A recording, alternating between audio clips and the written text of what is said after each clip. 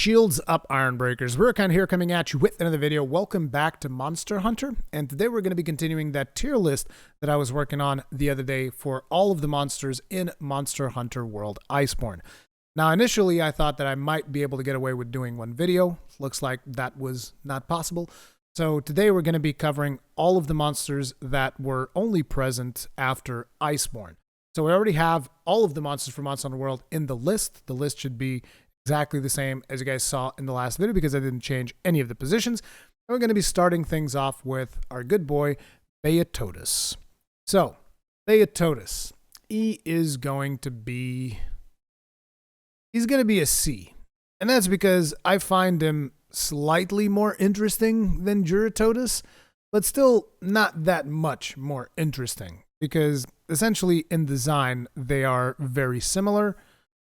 But I don't know, there's just something about Beitotus that makes me like him just a little bit more. And one of the things I'll tell you as well, which is the fact that his Charge Blade was one of the few weapons that you could get from like a monster that is, I was going to say low rank, but like lower on the totem pole, let's just put it like that. For a monster that's this low on the totem pole, it is a very good elemental weapon. I don't think his Charge Blade was the only thing. There were probably a bunch of his weapons that were really good in terms of elemental damage values, which, gets him a little nudge up from Beitotus, but not by much. Not by much. I did like him more. And then we have one of the coolest monsters in the game. You know, it is what it is. It's like, if you don't like Bambaro, I don't know what to tell you. Bambaro is awesome. Bambaro doesn't care. Bambaro goes everywhere. Bambaro throws boulders at everyone. He's just a badass, despite the fact that he's basically made out of glass. His set looks amazing. Bambaro is awesome. He's a friggin' fantastic monster. One of my favorite monsters in Iceborne, hands down. I was super happy when I fought him. I thought that he was really fun. And just a cool looking monster overall. You know, like I've thought like this since the first time that I've seen him in the trailer. Really, really cool. Really, really enjoy it. And super happy to just like straight up put him on S. Boom, done. Boom, done. End of. No discussion. If you don't agree, you're wrong. And that's okay. You can be wrong. Go listen to NCHP. I think it's NCH Productions Bambaro song. And then you'll agree with it. It's that simply. It's that simple. Next up, we have Coral Puke. Coral Puke I actually enjoy significantly more than regular Puke. It's because of some of my own personal experiences with the water stuff. I also really like how colorful he is. I'm almost inclined to bring him to S. I like him that much. I think Coral Puke is really, really cool. He is one of the coolest monsters in. Is it enough to stay in the S rank? I think for now we'll put him in A. And then maybe once the whole list has come together, then I'll see about potentially bringing him up. But he is really cool. And I love the fact that he's using water jet to damage hunters because of like my knowledge in iron cutting machines and laser CNC machines. Because like you would usually use a water jet machine to cut the thickest metal over a laser machine because I think it was actually more efficient or something than laser machines at cutting metal. You know, water jet, that's how much it cuts. But it's cool that they did that. And I just love the fact that he would like drink stuff from the plants and then shoot it at you. It was cool. And sometimes he would even like ground his tail. And there's just a lot of really cool stuff. He could, if I remember correctly, he could ground it into one of the water flowers and then use it to just throw more water at you. Such a cool design for a monster. Then we have Viper Toby Kadachi. Yeah, he's a D. He sucks. I friggin' hate him. He's so goddamn annoying. Okay, nah, maybe not. Maybe not. But I can't put him that much higher. He's so annoying. C, B.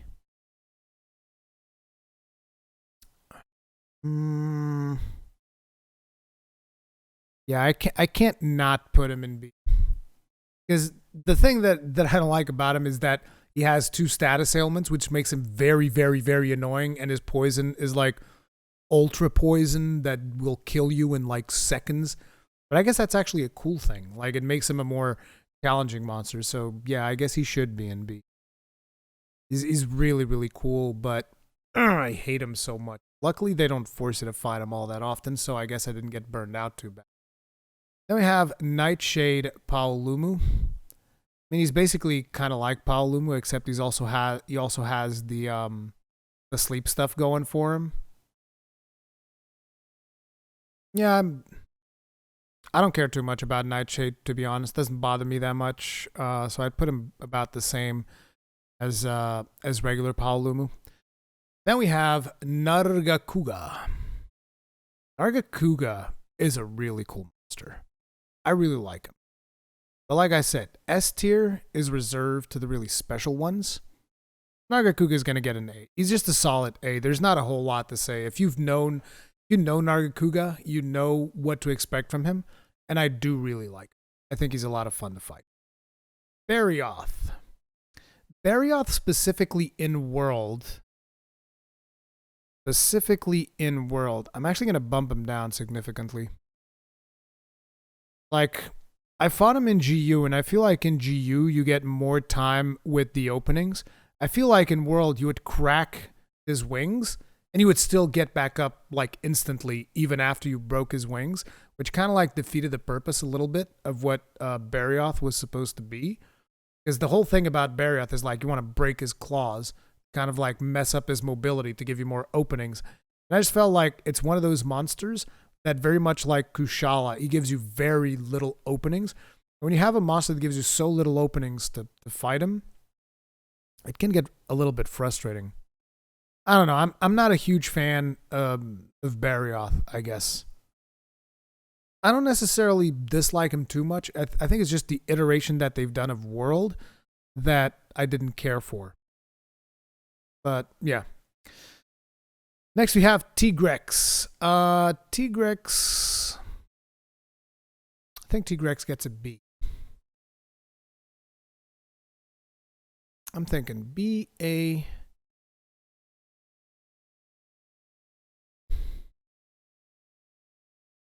No, I'm kind of indecisive on Tgrex. For now, I'll put him on B. Like I like his lore. I like the fact that he uses the blood. He can put his blood towards his claws and whatnot, and glows red. I like the fact that his roar. Actually, I do like him. I do like him a little bit. I'll put him here because I like the fact that he's got the explosive roar. Like that's kind of cool. Yeah, we'll put him on A. I mean, I don't have super strong feelings about him, but I do like Tgrex. We have Fulgur Angie. Fulgur Angie's cool. He's a little bit cooler than regular Angie. A little bit harder to read as well because he has a couple of movements that come a little bit like you can still read those moves. Yeah, there's not a whole lot to say. I dig him. I think he's cool. He got me killed in a moment that everybody laughed because I was telling everybody in my stream how I was going to destroy this monster. It was going to be no big deal. And then he suddenly did that little thing where he just yeets himself at you with lightning foaming out of his mouth. Just one-shotted me, and I was like, oh. Well, okay then. Earned my respect real fast. Glavinus.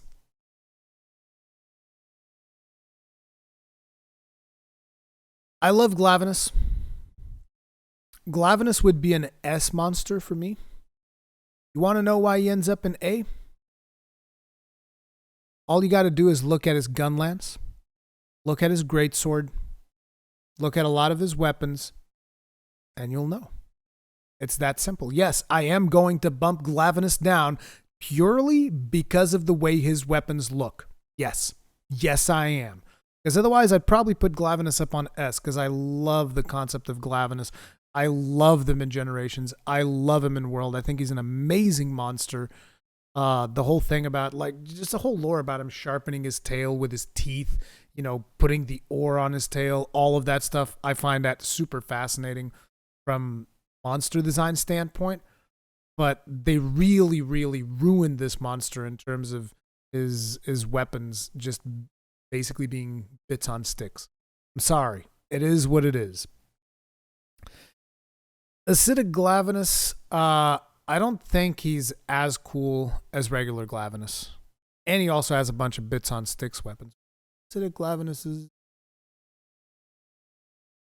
Forget... What is gun... Oh yeah, he was raw damage. Oh yeah, and a lot of his weapons also did look bad. Yeah, he's gonna just be a bump down from regular Glavinus for me. I know that some people really liked it. I thought his animation as well when he was in longsword mode, because this one had like 2 modes, the greatsword mode and the longsword mode. Thought his animations in longsword mode didn't feel too natural, so he gets a little bit of a bump down there as well. But yeah, there's not a whole lot to say about Acidic personally. I didn't think it was super amazing. And keep in mind, like if I'm saying that, whenever I'm saying that I don't think a monster is super special, I love every single monster in Monster Hunter, right? So when I'm saying this is in comparison of all of these other monsters that I'm talking about. It's not like, oh, I hate this monster's trash, it's ugly, it sucks. That's not the point. It's just comparing it in relation to all the other monsters that exist in the franchise. That's what I'm saying. Brachidos. Brachidos. To me, Brachidos is an A monster, but he gets bumped down to B for the same reason that Glavinus got bumped down to A. Look at his gun lance. It is what it is. I'm sorry if you get mad over the fact that stuff like that influences it, but it is what it is. And also, he can be a little bit annoying to fight sometimes. So, there's also that, but ultimately, he just lands at B. I do still really like Brachy. I think he's really cool, but, you know, it is what it is. Ebony Odogaron. I can barely tell the differences between Ebony Odogaron and regular Odogaron, besides the fact that one is dragon and the other one is the other one like bleed. Yeah, dragon and bleed. This one can still bleed if I remember correctly.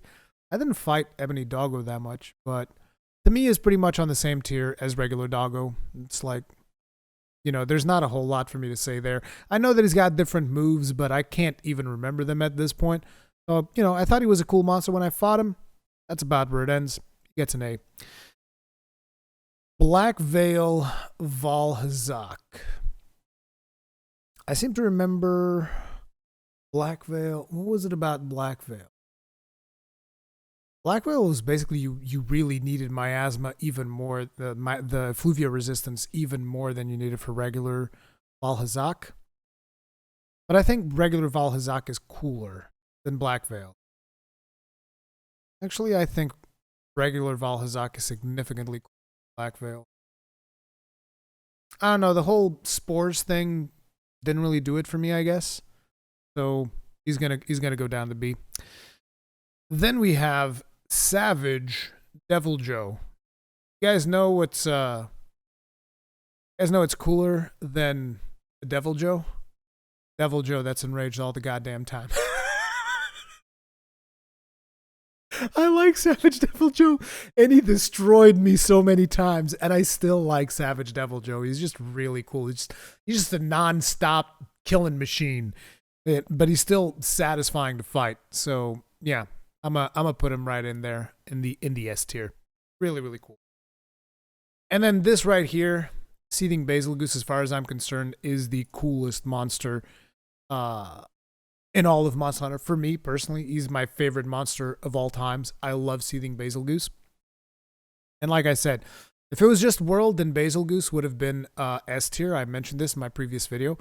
But because it was World and Iceborne, then the one that gets S tier is Seething, because Seething was a much better version of Basil Goose.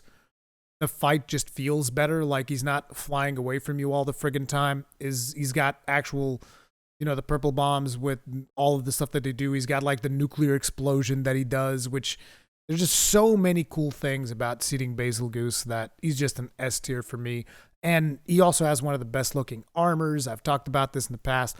Seething Basil Goose is Seething Basil Goose. He's just straight up awesome. Shrieking Legiana. I'm going to put her pretty much on the same tier as regular Legiana. She has significant differences, but I also like her pretty much as I like regular Legiana. I think it's a really cool designed monster. So yeah, there's really not a whole lot to say. It was an improvement, but not really enough of an improvement that I would put her on S tier. So, A tier, Freaking Legiana. That's pretty much where I land. Namiel. Namiel is a really, really cool fight. Has really, really unique looking armor, really, really unique looking weapons. She's just one of the best monsters in this franchise as far as I'm concerned. Namiel was outstanding. I love the fact that she has a whole thing where she controls water and then she shoots lightning into the water.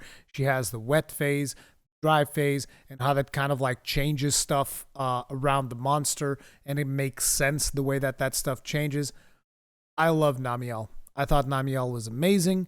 I also liked Arch-Tempered Namiel.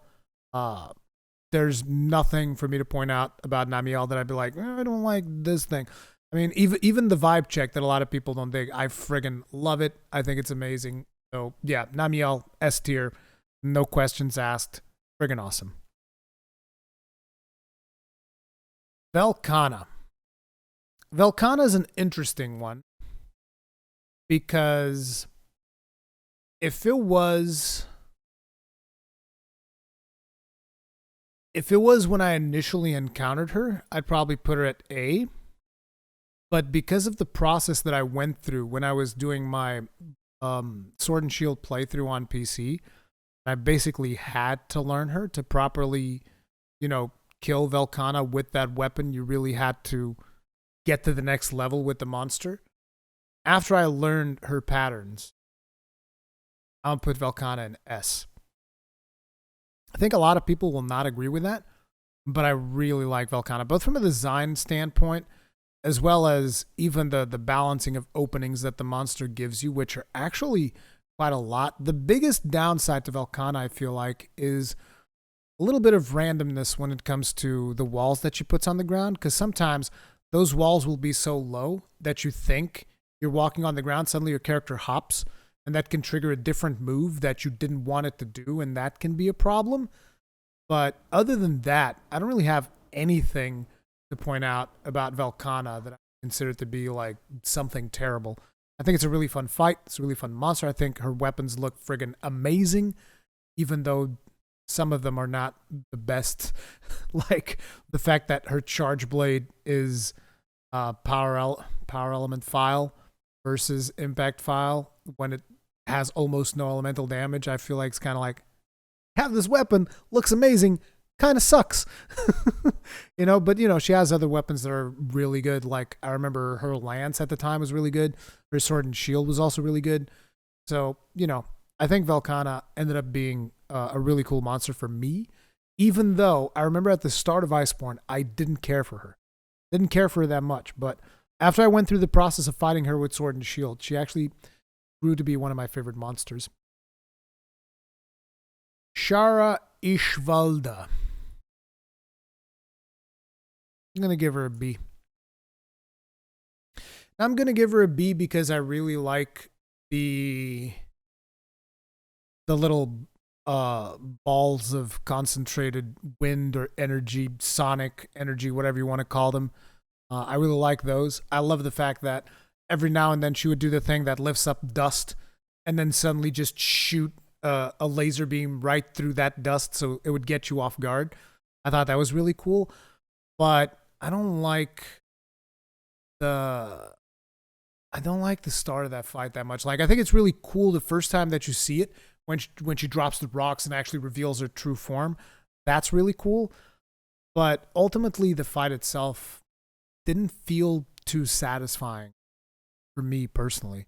I know that for some people this will be their favorites. I do think that the weapons look amazing. I think that the armor looks amazing. The Palico armor looks amazing. But the fight itself just didn't really do it for me as much as I would like to. So you just get a B, basically. Next up, we have Zenogra. And Zenogra is a no-brainer for me. I like Zenogra a lot. I think he's a really cool monster. I love the phases that he has and the fact that, when he's glowing, you can deal more elemental damage. And The fact that there's the chance of you interrupting is trying to channel the Fulgur bugs into becoming the glowing thing. The fact that you can also mine him or capture the Fulgur bugs from his back. There's a lot of interesting things about Zenogra, and I think he's just a straight up A tier. No questions asked. For a lot of people, will probably even be S tier, but like I said, I'm saving S tier for really, really special monsters. And Zenogra gets an A. Pretty much no brainer. Stygian. Let me think. Where do I land on Stygian? I think Stygian to me is fairly close to regular Zenogra. Even though obviously they have different move sets here and there, they are still similar enough that I kind of like them both equally.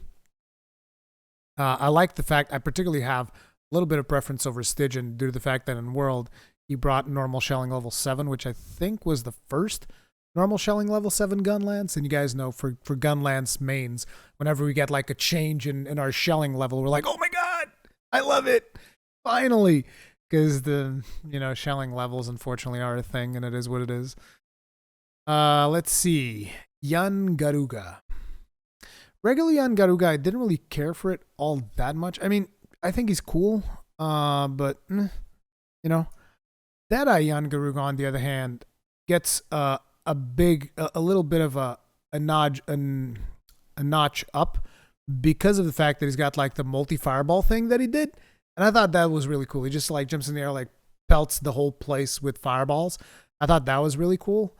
But other than that, I don't have a lot really to point. Garuga has never been a monster that I'm like, oh my god, I love Garuga. I think he's amazing. It's not for me. The main thing that I love about Garuga is the fact that you always have that fan theory, which hasn't been officially confirmed. I've learned in the Third Fleet podcast that one of these days a friggin' Jan Kutku looked at a Wrath and he just went like, That Rathian's looking mighty fine. Looking mighty fine. Okay, Brute Tgrex. I want to give Brute Tgrex a D. I don't know why. Brute Tgrex in Iceborne gives me migraines. Not literally, but he definitely can lift up a mild headache because of how obnoxious his roar is. And I get it. That's the whole point. When you're basically doing a fight and the whole I've had parts of when I was grinding Brute Tgrex that I would just like straight up turn off the sound. I would turn off in-game sounds. I'm not joking. Like it got to me that much because you're fighting him and he's just going like, I can't scream louder in this microphone because it will just like distort. But you get the point. You're just fighting him and you're just like, bruh, blah, blah, like nonstop. It's so obnoxious. It's too annoying. Like it's a mechanic that I personally find just too annoying. I don't want to deal with it. But I'm not mad enough to put it down to a D, but I will put him down to a C. I'm sorry. I know I really like the fact that his roar, has all of this impact and it can deal damage. Like he roars so loud, he'll rip out the eardrums from the hunters. Like he'll bust open your eardrums. I love that about him. But at the same time, it gets too annoying to fight. That's my look on it. I got too tired of constantly listening to I couldn't take it anymore. Gold Rathian and Silver Rathalos.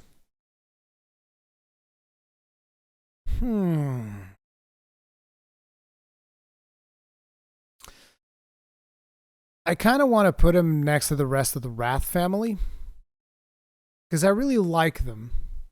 I'm not sure if I like them more than an A.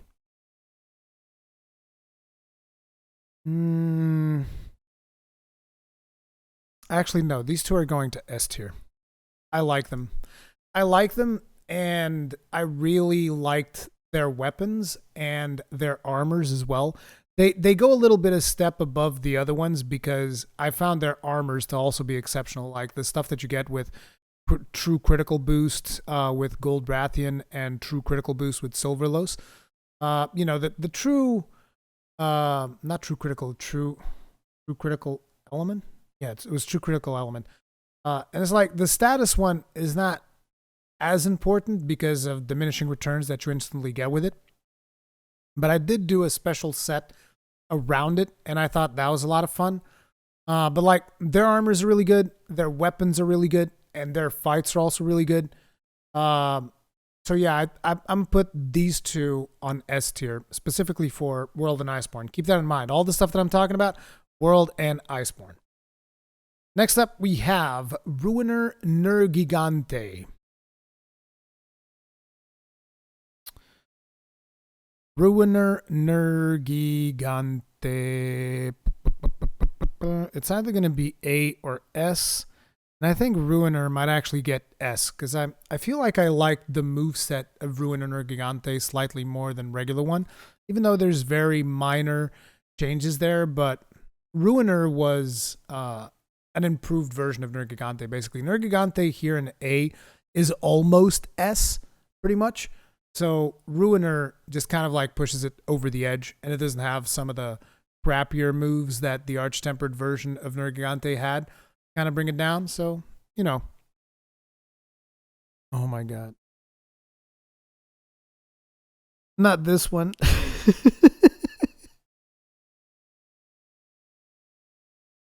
Oh my god. I don't know, guys. I don't know what to tell you. No, I know what I'm going to do. I know what I'm going to do. So hear me out.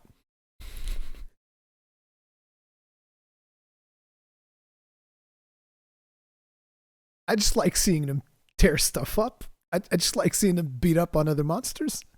I don't actually like fighting him that much, but watching him beat up on other things is so cool that it pushes him up to S.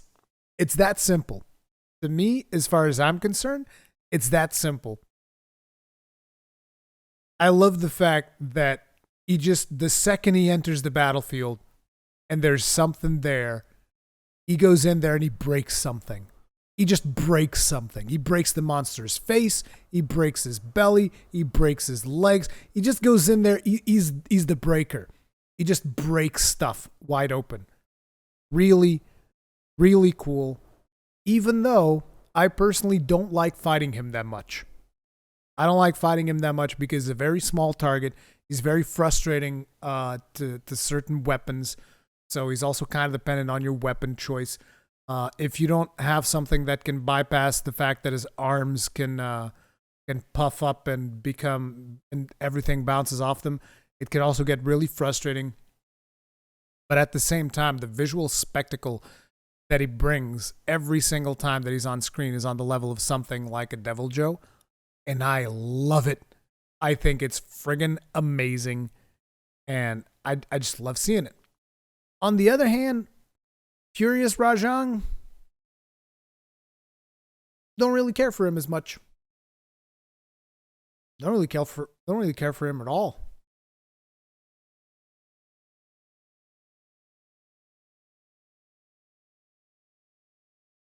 I think I'm gonna bring him down to C.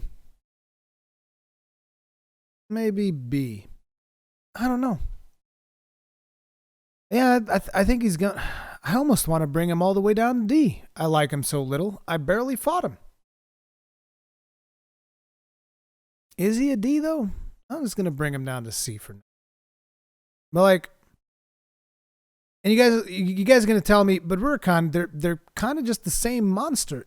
Yeah, but you go on a special quest to kill this one, so you don't necessarily get to see the same stuff that you see with this one, where this one is just like, it just shows up in random locations. Like you might be doing guiding lands and he just shows up and beats the crap out of whatever the hell you're fighting. This one you go on a quest to kill him, which to me made it a little bit less interesting. And on top of it, I don't know, there's some of his moves that I just don't like how they track you. I feel like they track you too much, more than they should. I don't know. I didn't fight him nearly as much as I fought regular Rajang. So, yeah, I can't explain this too much, guys. I'm sorry, but This one's almost down to a D. If I'm going to be completely honest, that is what it is. Now, Safi, Jiva. Actually, I should do Raging Braki if I'm going to do Furious. I'm going to do Furious Rajang. I might as well just do Raging Braki first. Raging Brachidios is an S. And the reasoning why Raging Brachidios is an S is because of his evolution. It's because of his weapons, his armor. There's a lot of really cool stuff about Raging Brachidios, but it is particularly cool if you fought Raging Brachidios in Generations Ultimate, where that fight was just not that interesting as far as I'm concerned. The whole lore behind Raging Brachidios is also pretty cool. The fight itself being scripted is also cool. It does limit, you know, a little bit about the encounter, very much the same way that Furious Rajang is limited due to the fact that he is just, you know, a quest that you do and that's it. But at the same time, I thought that his quest was much better done than the one from Furious Rajang. And that kind of like pushes Raging Braki to S. That is weapons. The fact that his weapons essentially came to replace the Safi weapons, which was good because I was super burned out of Safi weapons. It was good in one way, bad in another because, yeah, sure, they replaced... They weren't necessarily the best, like mathematically speaking, but it was just like good enough that you could swap to a different weapon. But ultimately, it's kind of like, well, you're replacing one power creep meta with another one. It's not really that big of a deal. But yeah, he's still S tier. Safi. Safi, Jiva. A lot of people are not going to agree with this. I'll put Safi as S. There's a lot of things to like about Safi. I really enjoyed the fight. It's not perfect. You know, the siege aspect of it, particularly now that, you know, they've made it, oh, this is solo friendly now. Yeah, about that. About that. Let's agree to disagree, right? But the fact that his fight was so cool the first couple of times that you do it, it's very epic. It's cool that he's basically the evolution of Zenogra. There's all of these cool lore aspects to it, which I know that some people don't like as much. I personally still like it. I don't know. There's just something about Safi that I really enjoyed. There's also a lot of down thing, but I feel like the fight makes up for it. I feel like the fight itself was good enough to the point that I enjoyed it so much that I still consider it to be S tier. Despite the fact that I also had to farm this a lot more than I wanted to. I still don't feel like I farmed it to the point where I got completely burned out on it. But I still don't like the RNG that it brought, and that makes me want to bump it down to A. Makes me want to, just like I bumped Kolv down to B, makes me want to bump Safi down to A. But at the same time, I still just really, really enjoy the Safi Jiva fight. So I don't want to bump it down. I feel like there's a lot of really cool mechanics there that they could explore. I'm going to keep it an S. And some of you might think that's a little bit hypocritical of me, but I just really liked Safi. I'm going to keep it at S for now. Actually, no. Looking at the rest of the list, you get an A.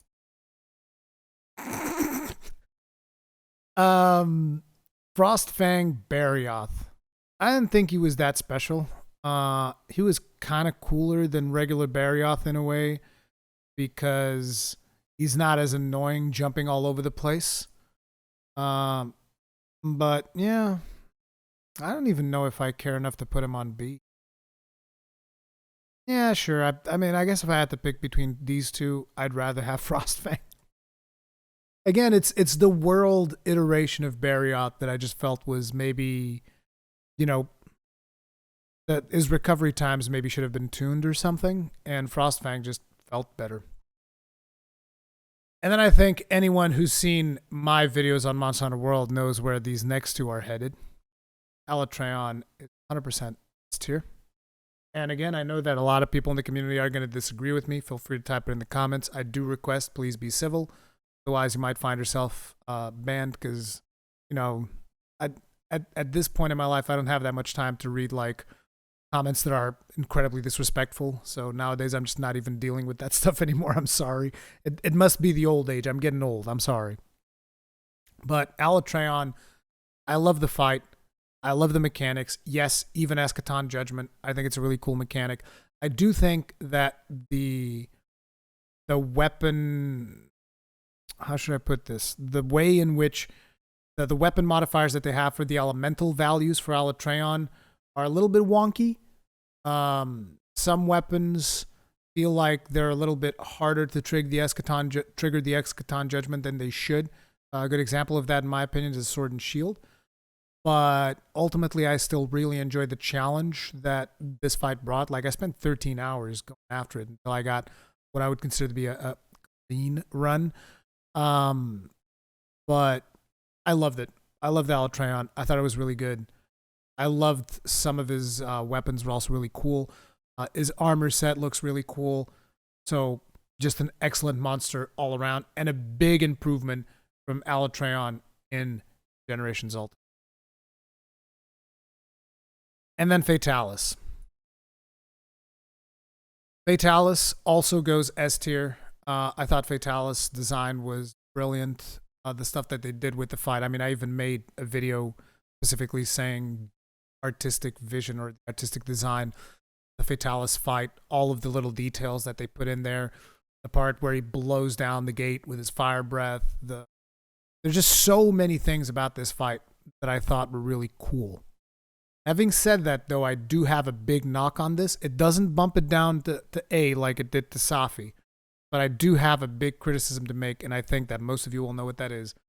That is the power creep of Fatalis' equipment. Fatalis' equipment is just like the best equipment in the game. Period. You can't even argue. You literally can't even argue. You know, 'cause, like, if I go to GU, you can argue in favor of, like, the Joe Sienna set, the Devil Joe and Sianator set, which most people use like that particular mix set to get some of the skills that you would want.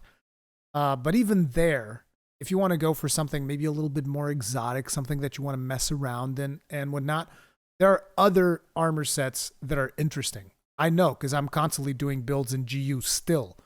I'm constantly doing builds around in that game. And there's more diversity there due to the fact that the power creep was not nearly as bad as Monster Hunter World. Whereas in 99% of the cases for Monster Hunter World, doesn't matter which weapon you want to do, 99% of the cases, unless you're going for something very, very niche, when it comes to your build, 99% of builds are going to feature 4 pieces of Fatalis armor and 1 random piece of something else. And I think that that really sucks. But other than that, you know, that's the tier list right there. Let me know if you agreed with my choices. Let me know all the choices that you disagreed with if you want to. Just again, I do request, please try to be civil. Don't like jump at each other's throats and stuff like that, because sometimes I tend to see that. I don't like it. I don't like it. You know, it is what it is. But yeah, thank you all very much for watching. If you enjoyed it, hit the like button. If you did not enjoy it, hit the dislike button. Feedback is important. Usually enjoy my content, subscribe, bell notification icon, all of that stuff. I'll see you in the next one. Strong, stay safe. Peace out.